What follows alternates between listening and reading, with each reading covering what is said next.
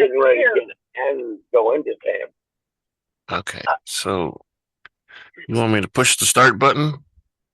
Go ahead. Good. Or you want to wait until you get out and get in? All right, let's go ahead. There we go. Welcome to the Rebel Alliance Briefing. Please visit our website, https://RABR.KAILEJOHANSEN.US. There you can find links to send us feedback, connect to us on social media, or instructions on how to load the podcast onto your device. I'm Kyle John Johansson. This is Andrew Scott Sutton. Yep. And Rick Ross Bosley. Nope. No it's Rick. Time to talk Star Wars. Star Wars.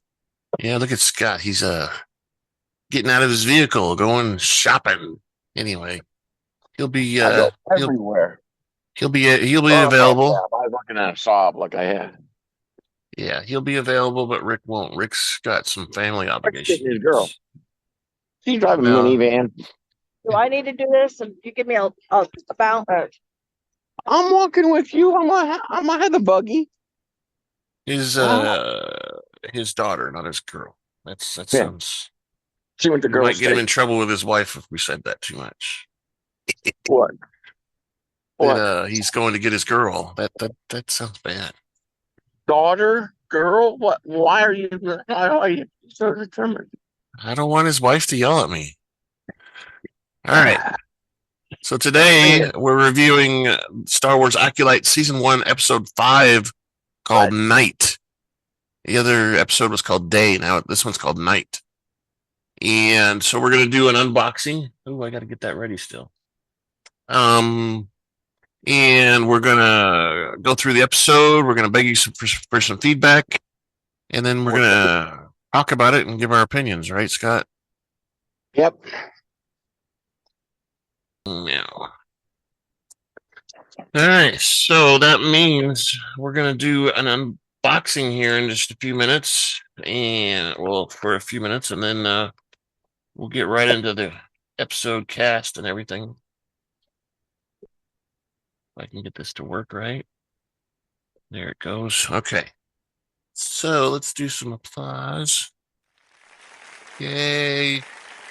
Now we have a special treat. It's unboxings. Yay, unboxings. Means I have to change my camera view. There's a box. There's a box to unbox. Let me open. Cut. Oh, there it goes. A little bit right there. Okay. Uh-oh. It looks like a girl. Don't look, Scott. You can't look yet. Looks like a girl. It says it's Rey with 2 lightsabers. Ooh. And she's 434. This particular one is. Yeah, look at that. So this is like the 2 lightsabers scene where she's with Palpatine and she's taking the lightning on right there. There's lightning in between them. Force lightning. Oh yeah, I got them all behind me. There's 2 side view. There's the back. See, this one's a collection with Kylo. And there's another Rey one in this collection. What's it say? Yellow lightsaber. There's a Palpatine and Babu. That one's hard to find. I haven't been able to find the Babu one. They're rare. Here's his collection. Side view. 434 again. And there's the scary top view. Yep, that's our unboxing. Yay! Rey with 2 lightsabers. All right, let's get this back up on my face. There we go. Back on the face. So, we need as much feedback as possible. definitely don't need any clothes or blankets, whatever that is there. So our feedback address is feedback@kylejohansson.us. You can also go to the website and fill out the form. There is our social medias. We've got the X/Twitter @super_duper_pod. Blue Sky is @Rebel Alliance Briefing Room, all one word. And then we've got the various locations where we have our video stored at. Spotify. We now have it on Apple Music and YouTube. Those are just a few of the places. Obviously, you can find us in audio everywhere else. If you don't see us where you're looking, let us know and we'll add it later. Get us on that list. Right, Scott? Yes. Yes, he says. So let me start off the episode. The director was Alex Garcia Lopez. Oh, look at Scott's wife. Yay. The writer was Cameron Squires and Kor Adana. Editor was Miikka Leskinen. Musical score was done by Michael Abels. And we had a short cast this week, too, because previous episode, he killed half of them, and then this episode, he killed the other half. Oh, spoilers. Oops. So we had Master Soul, Lee Jung-Jae, Master Kelnecca, Joonas Suotamo. We had, of course, May and Osha, played by Amandla Stenberg. Jecki, played by Dafne Qimir, played by Manny Jacinto. And he played the Sith guy, which we don't really know his name. He said he has no name, but Disney's calling him the Stranger. And then a Yord was in this episode too. Yord, Charlie Barnett. So that was episode 4 called The Night. Originally aired on June 25th. Does that for the tracker? The Cracker, what? It was 35 minutes long, and we had the same timeline, 132 before the Battle of Yavin. What was the Cracker? What? The tracker. Does he have a speaking part, or is that just? No, he doesn't have a speaking part. But he wasn't on. That's. I don't think there's an actor. There's an actor that makes the noises. I think it's all digital and stuff, so they don't have a person. All right, so let's get started with the episode then, Scott. Begins with a high-angle shot of Osha lying on the forest floor surrounded by leaves and ferns. She checks with Pip, her little droid thing, and to make sure he survived the fall also. He was separated from her, I think.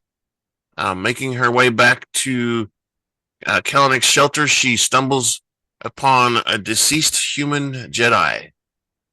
Unknown Jedi. We never know his name. In the trees nearby, she sees the mysterious master fighting several Jedi, including Yord. The master strikes him down. Strikes down Ithaca Pan. The grapes. I was just going $7. Before shorting out 2 lightsabers, parring with Yord. He wounds Yord before killing the 3 Jedi. Master turns his attention back to Yord, who wields a yellow lightsaber in self-defense. So yeah, let's talk about that for a second there. We mentioned it last episode, but he's got that helmet and the arm things that make the lightsabers short out. And I've seen a lot of video of the last episode, and he's actually forcibly using his armor to short out the Jedi's lightsaber. He's like headbutting lightsabers, and he's slamming his arm against their lightsabers too to short them out. So he's using it as a defense. Uses how when you had it off and cut it off with the razor. Yeah, he's He seems to be a pretty good fighter. I like his extra aggressive fighting style. It's the only other one that we've seen that's been that aggressive really is Kylo Ren. Darth Vader is kind of aggressive, but he's slow because he's mostly robot and not necessarily human. So he's a little slower than some. But anyway, the master or the stranger seeks to is seeking to save Yord. Osha fires on the master with her blaster, set to stun. The stun bounces off the master, and Yord tells Osha to run. He says, "Run, Osha, run!" Back to the inside. ship. Yep, inside Kelnecca's shelter, May retrieves Kelnecca's lightsaber. The master pursues Osha through the forest and hurls his red lightsaber at her. It's going around in a circle across the ground, and it chops a couple trees and stuff on the way. And Master Soul, however, deflects the red lightsaber with his own blue lightsaber, causing the blade to slice a couple trees nearby. Osha and Soul are joined by Yord. Soul orders Osha to evacuate with Yord back to the ship, which doesn't happen. While Soul makes a stand against the mysterious master, Yord and Osha catch up with Basil, which there's some funny rumors that they think Basil is the master. Anyway, your tracker, he's the master. Osha tells Yord they have to go back, but Yord reiterates that Soul has given him an order and warns her that he doesn't want to subdue her. The master addresses Soul, who asks who he is.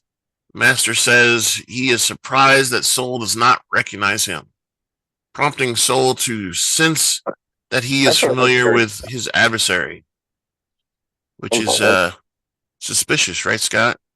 Why would Soul know this guy? Yeah. But hold on. Was he a student of him or what? We don't know. He could have been a student. Like when we saw that in the first episode, he was teaching kids. I think part of those scenes were flashbacks, not necessarily in the present. So maybe one of the flashbacks was the kid that said he saw fire. Remember in the first episode, he saw fire and flames and death and all that stuff. And we kind of ignored it, and Soul went on with something else. That could have been this guy, That's kind of what I was imagining. Otherwise, I don't know. It's something we haven't seen yet. I heard that after episode, there's going to be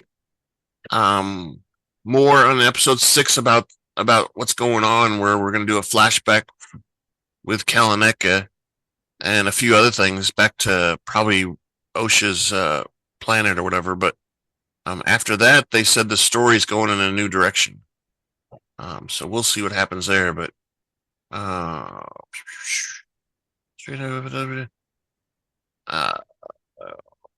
the master addresses Soul and asks who he is. He's like surprised. The master engages in a lightsaber duel with Soul. During a break, Soul says that the master carries a Jedi weapon but is no Jedi. Oh, well, duh. May exits Kelnecca's hut but is ambushed by Jecki, who engages with her in hand-to-hand combat. Using the Force, Jecki hurls May inside Kelnecca's hut before attempting to arrest her. Gets her on the ground and says, "I'm putting these cuffs on you and you're under arrest." However, May fights back. Ooh, what a surprise. Jecki attempts to force the magnetic binders around May's hands while stating that May is under arrest for the murder of Indira, Torben, and Kelnecca and her own family. May screams and breaks free of her captor and engages in a second round of fighting. She throws daggers at Jecki, who dodges with her blades. Meanwhile, the master pars with Soul still. During a break, Soul says that the master trained May and demands that his adversary reveal his face. Reveal his face. The stranger is unwilling to let Soul read his thoughts. When Soul asks what the master hides his face from the pupil, the master throws back the question before resuming the fight. Elsewhere, Jecki and May are fighting in the forest. Osha wants to help Jecki, but Yord insists on following Soul's orders. Soul loses the master and searches his surroundings because the master went after May. He saw May. Osha asks Yord about the mysterious enemy, and Yord admits he doesn't know, but observes that their opponent does not follow the rules of combat and lacks a methodology in his movements. So he's got his own. He's got the weapon, but he's got his own fighting styles, which we know the Sith has some different fighting styles they practice than the Jedi. Yord says that their enemy is capable of telepathy, which leads Osha to recall her late mother Anise saying the ability to get inside a Jedi's thoughts. Yord leads the way, but finds Basil has disappeared. Where the hell is Basil? You know, the new master. Elsewhere, May traps Jecki in a headlock and attempts to stab her in the neck. However, the Padawan breaks free and pins her down. And Jecki retrieves Kelnecca's lightsaber. Sensing movement, she crouches and fends off an attack by the master. The Padawan clashes with the master, who knocks her to the ground, and the master tells May that she can learn from Jecki, whom he describes as a loyal pupil. The two resume fighting, and Jecki's green lightsaber short circuits again. She hits his helmet or something. And Jecki manages to adjust her lightsaber and also draws a second one from her holster. She fights the master with both blades while a handcuffed May flees into the forest. The master destroys one of Jecki's lightsabers before pursuing May again. Later, Osha and Yord enter the section of the forest inhabited by the Umbra moths. Those weird moth things. Osha tells Yord to switch off his lightsaber to avoid attracting the giant moths. Yord reluctantly switches off his blade while staring at a tree bark where the Umbra moth had rested. The two walk slowly, tiptoeing through the forest. Meanwhile, the master catches up with May and condemns her for wanting to betray him. When May begs for forgiveness, the master yells at her for being weak and then cuts through her binders, freeing her hands. Before he can strike May, the master is attacked by both Soul and Jecki, who engage him in lightsaber duel. May takes advantage of the situation to flee, but is pursued by her master, who also fights off the pursuing Jedi. Osha hears May's voice echoing through the Force. She wants to go back despite Yord's objections. Just then, May senses movement and shines her torch at the trees above. The Umbra moths circle. She runs back towards the direction of Kelnecca's hut and tells Fandor to run. Or tells Yord to run because she's attracting the moths in. Meanwhile, Soul engages the master in hand-to-hand combat. Jecki interrupts the fight and engages in a lightsaber duel with the master. She manages to unmask the master by hitting him with her elbow and fist a couple times, but the master ignites a second red lightsaber, which he, like you were wondering, Scott, he pulled it out from the bottom of his other lightsaber. So he had a a little baby lightsaber tucked in there. And then he had two, and he stabs Jecki through her torso 3 times with a little tiny lightsaber. He goes, ooh, ooh, ooh, ooh. He does a triple tap instead of a double tap. In her final moments, Jecki gazes at the face of her adversary while Soul shouts in horror, "No, not Jecki. She was just a kid. No." Soul finds him facing the unmasked stranger. Soul is distraught by the death of his Padawan Jecki. The stranger notices May nearby, and as she tries to flee, but the stranger hurls his cloak at Soul and then uses the force to levitate May towards him. He holds her in a chokehold before confronting a shocked May, who did not realize that the stranger and the master are the same person. Right, she saw through the door. I don't see how she didn't realize. Soul attacks the stranger with his lightsaber, but the stranger takes May hostage. He taunts Soul for attacking him while his back was turned, because Jedi don't do that.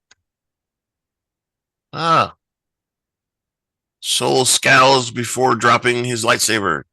When Soul asks the stranger what he is, the stranger replies that he has no name, before adding that the Jedi might call him a Sith. So Soul asks the stranger why he is risking discovery. The stranger replies that he wears a mask on purpose, not to be discovered. Okay. When Soul asks what the stranger wants, the Sith replies that he wants freedom. I want to be seen by others. And he kicks May.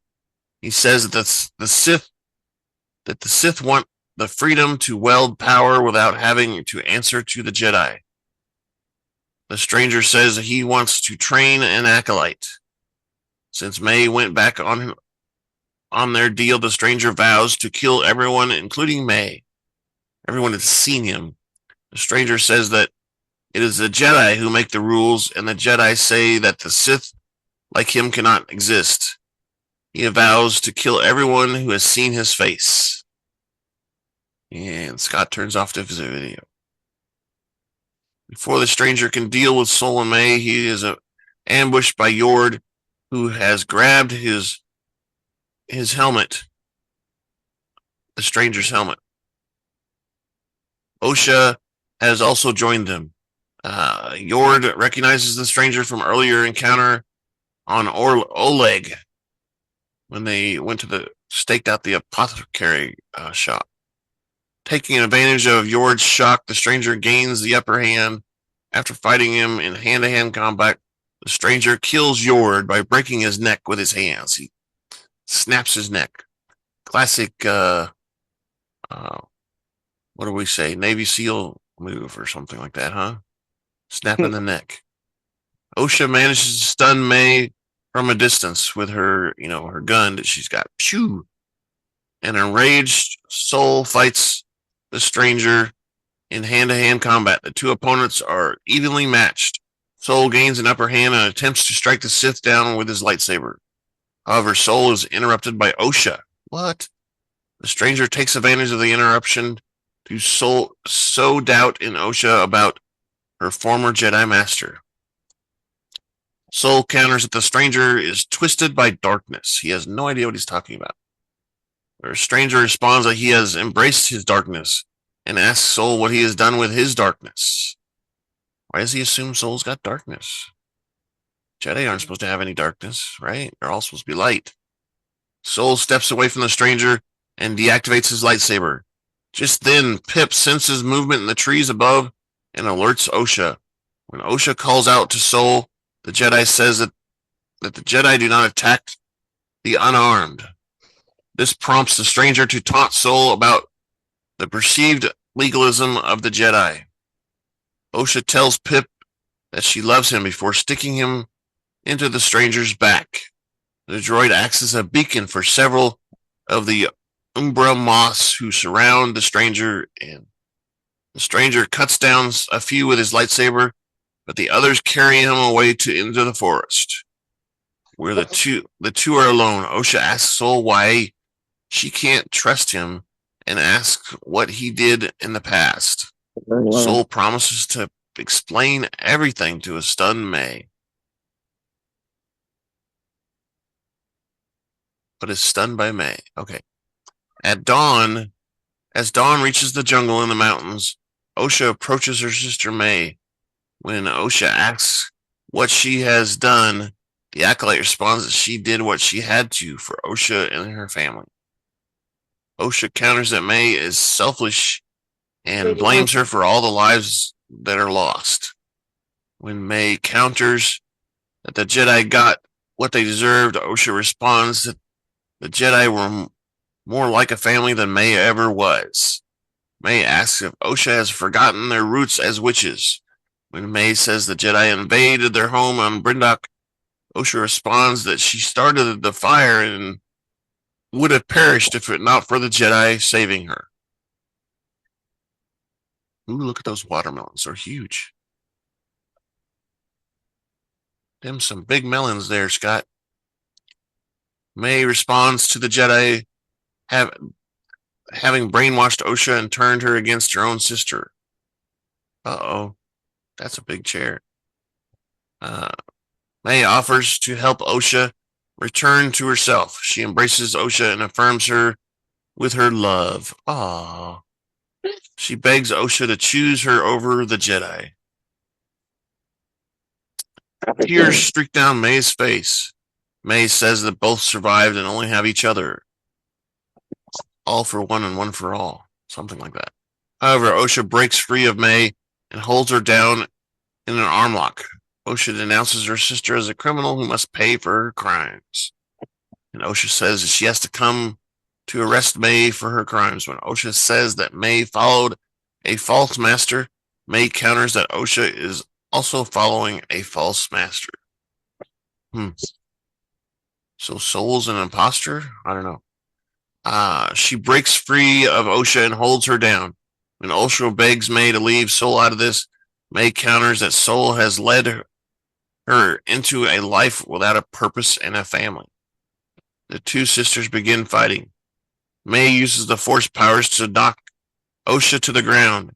She slowly approaches her unconscious sister and berates her for not being able to block with her force powers.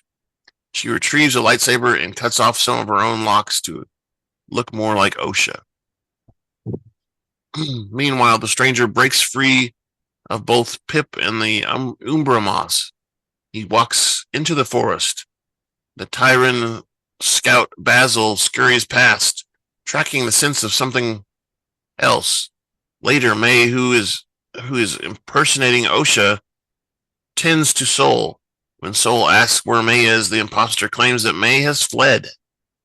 Osha, in quotes, offers to help Soul to their ship. The two Jedi travel back to their ship, which is parked near a settlement of humanoid aliens. May stares at the jungle one final time before following Soul aboard the starship. They are followed by Basil, who sniffs her scent. So Basil knows who she is. Right, Scott? Basil knows. Oh, you guys are done already? Dang. Back at the forest, the stranger retrieves his helmet and cloak. He walks past the bodies of the fallen Jedi, gazing at the unconscious Osha. The stranger remarks that even in the revelation of their triumph, one can see the depth of despair. He wraps his cloak around Osha before tending to her. He kneels down and looks at her and stuff. And then the credits start to roll. That was our quick episode, Scott. What'd you think? Since you're getting in your car. Eh? Door's open. Can you get there? What'd you think of the episode? What are your opinions? It was super sparkly. Super sparkly. Yes, it was an exciting episode for sure. It was lots of fighting and lightsabers going shorted out and the master being dominant over everyone. It seemed like he was the better duelist. You could say, right? At least he was unpredictable, maybe. He just wanted his freedom and do things his way. Right. He wanted to be without law, for being ruled by the law of the Jedi who say he can't exist. He just wanted to exist, be there, right? Yep. Right. So, I have a couple things. One of them's, like I said, is a silly one where the internet seems to think that Basil is the master of Qimir, which for some reason Rick seems to think that Qimir is not the ultimate master. There's someone above Qimir, and I don't think so myself. I am of the opinion that right now the master knows that Osha is the one on the ground that he's covering up with his cloak at the end of the episode, because I think that his ultimate goal in the long run was to actually capture Osha. I think that that he wants to basically have the two of them together so he can take advantage of the power of the two. But that's my opinion. I don't know what you think about it, Scott.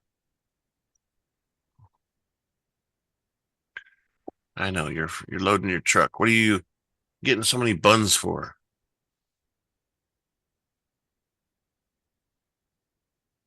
I turned my keyboard off. That's why I can't type. Just a second here. I've got some stuff that Rick sent me that he wanted us to say. See if I can get it to load up here. I don't know why it's not on my screen. Okay. Here we go. Rick says he was traveling, he was behind schedules, so he left early. But he said the episode was action filled. And he's sad to see a lot of the characters go, like Yord and Jecki and all the other Jedi. So now the story falls on the twins and Saul. They're the only ones left besides the Master. He thinks we'll see a flashback and understand more events about the girl's past, and we'll explore what Soul's hiding. The Master's armor is pretty badass, and it's better than the Beskar, which is true because it shorts out the lightsaber, so they're without a weapon for a little bit. But he's still not convinced that Q is the Master. He wasn't disappointed with this episode, and it makes him want to watch much more. So he's excited about the episode, and wants another episode right away. He's having troubles not being able to binge watch, having to wait for a whole week. That's one of your complaints too, isn't it, Scott? Well, it is. I get home, I'm too tired to do it. Yeah. Too tired. I don't know that. I think that's the problem we're going to have on our vacation. We're just going to sit around sleeping the whole time. You know that off topic, but you know that Kevin Costner movie that just came out. It's like 3 hours long. It's a brand new movie that he produced himself or whatever. But Amy wants to go see it while we're on vacation, and I said that movie's 3 hours long. How long do you think all of us are going to stay awake during that thing? Depends what time we go. Yeah, and we got to drive like 45 minutes to get to the theater. Is it the one that starts with that S? And he came on the internet or TikTok or all of them once and said, well, since he's back and the theaters are back open, he's not going back to the TV stuff. Yeah, that's the one. Well, he's still fighting with what's his name, the director of the TV show. Yellowstone. Yeah. He said that Could it be Horizon? yeah, that's it. Horizon. Yeah. Yeah, she wants to go see that movie, and I'm like, I don't. I mean, I'm gonna have trouble. Where would we have to drive? It's gonna be a drive too. It's like probably 45 minutes to get to the theater. There used to be a theater in Bella Vista, but it closed down. It was an AMC theater too, but it closed down because it only had like 2 screens or something like that, so it was a pretty small so theater. just tell her like, so are you going to pay to stay the night? Yeah. That sounds like a side trip to me. Yeah. Well, the one distillery we're going to is quite a drive too. But you got to get into the mountains to get a distillery, right? Yeah. Yeah. So anyway, back to Star Wars. So yeah, that's kind of what I think about what's going on. I think that there's a lot more to explore here, but we have 3 episodes, so I don't. There's got to be a lot more than I think there's going to be. Did you say or bring up or mention that the tracker knows that it's not Osha or that it's May? Yeah, I said that. So that was one of the things when here in the last part that I talked about. The 2 Jedi travel to their ship, and Basil shows up and he sniffs out her scent, realizing it's not Osha, but it's May. And I don't know if we don't know if Saul knows how to speak that language. That was only Yord that apparently could speak that Basil's language. Maybe Saul does too. Where's C-3PO at? Yeah, need a translator droid. Yeah. Protocol droid. There might be one on the ship. I don't know. We never really saw, but there might be one on the ship of some sort. There was a couple droids on the ship, I think, but anyway, yeah. I think they won't. He's going to take off and go into hyperspace or whatever, and then all of a sudden realize that that's not Osha. What? Is she gonna kill them as they fly? That's what No, I don't. Basil gets to her. I don't think so. I think she's really just trying to hide from the master because she knows the master's going to kill her. So this is her only way to get away from him is to impersonate Osha. Which is kind of weird because that implies that she knows that the master's going to kill Osha because he's going to think he's May. And anyway, I don't know. It could also be, to me, I think there's a bigger plan here, like I said, and it could be part of their plan to start with, where she's supposed to impersonate Osha, so they can nail down Saul. I don't know who that was calling me. I got a phone call. 913 number. Anyway, yeah, I think that's what's going to happen. And again, there's another episode while we're on vacation. At 5 o'clock. It's released at 5 o'clock on Tuesday, Central Time. Tuesday? I thought it was Wednesday. No, they don't. They changed to Tuesdays on this one. Don't ask me why, but they did.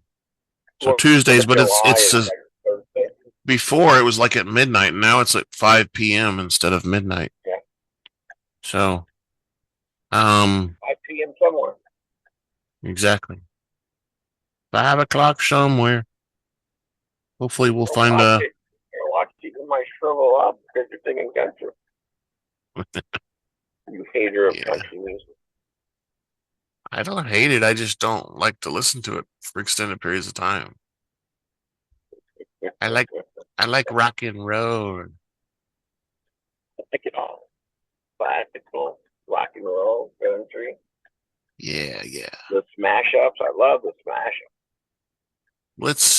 Let's beg for some feedback and get out of here, Scott. What do you think? Feedback. Yeah, begging for feedback. Please. So we have feedback at kylejohansson.us. You can send us email to. You could also use that to send a video to. Or you could do an audio file. That'll be fine too. I don't care. On our website, we have a link. Scott wants you to send a video file because he wants to see what you look like, right? We're on social media. Yeah, video links. You could upload it to some free video site, or you could upload it to YouTube and we could watch it from that. We're on social media. We're on X/Twitter at super_duper_pod, Blue Sky at Rebel Alliance Briefing Room, all one word. And then of course we have spots for comments on Spotify, Apple Music takes comments, and YouTube. And all three of those locations, we have video up as well, besides the audio. So take advantage of that. So send us the feedback. Any last words, Scott? It's humid outside, by the way. It is. Amy wanted to mow the yard, and I was like, well, it's supposed to be cooler tomorrow, so maybe tomorrow. Go for it. When she does that, Kyle, just go right ahead. I do, though, but she mows the yard most of the time. Go for it, Amy. Do you do the laundry? Sometimes. Do you unload the dishwasher? No. No? Not really. Or do you clean your dishes out of the dishwasher and then use the dishes out of the dishwasher? So what normally happens? You're done with that. So what normally happens is, Amy likes those things to be, like let's say the dryer or the dishwasher. She likes those to be emptied sooner than I do. So if I wait long enough, she'll do it anyway. That sounds like a 20-year-old we have in the house. You know what I'm saying? And she knows it. She understands. I mean, I'll empty the dishwasher with her when she's doing it right there in front of me or whatever. But and I'll help her with the laundry and stuff. But usually, what happens is no, not really. Usually, what happens is she gets frustrated that I'm not emptying it and just does it. So, the only task. Not only, but one of the main tasks that I do around the house is clean the bathrooms. She won't clean. She won't clean the toilets. So I have to do that, and that's a trade-off. I think a big trade-off. So you have a good day. Yes, we do. Awesome. Aren't they awesome? They are. That's way beyond Star Wars talk, though. Let me push the outro. I could have had a bidet. Thank you for listening to the Rebel Alliance Briefing Room podcast. Please visit our website where you can play current and past episodes. That's https://RABR kylejohansson.us. That's RABR.KAILEJOHANSEN.US. On the left-hand side is a navigation menu. You can use this to learn how to load the Rebel Alliance Briefing Room podcast on your Android or Apple phone and tablet. And we have direct links to our podcast on Apple and Google Podcasts. Please participate by connecting to our social media, answering questions of the week, or submitting feedback directly from the site. Again, all of these are available at the Rebel Alliance Briefing Room website at rabr.kailejohansen.us. This podcast in no way is approved, sponsored, or owned by Lucasfilms Ltd., Disney, Disney Plus, or any of its subsidiaries. All opinions are solely owned by Kyle and or Scott and in no way express the views or opinions of their past or present employers. Views and opinions are not supported or restricted by Lucasfilms Ltd., Disney, Disney Plus, or any of its subsidiaries. Any rebroadcast, reproduction, or any or other use of this podcast and its affiliate sites without consent of Super Duper Podcast Network and its host is prohibited. I am Kyle Jung-Jae, and this is Andrew Scott Sutton. Say goodbye now. Say goodbye now. Bye-bye. Au revoir. Mañana. Bye-bye. Yeah. Mañana. Couple days, maybe.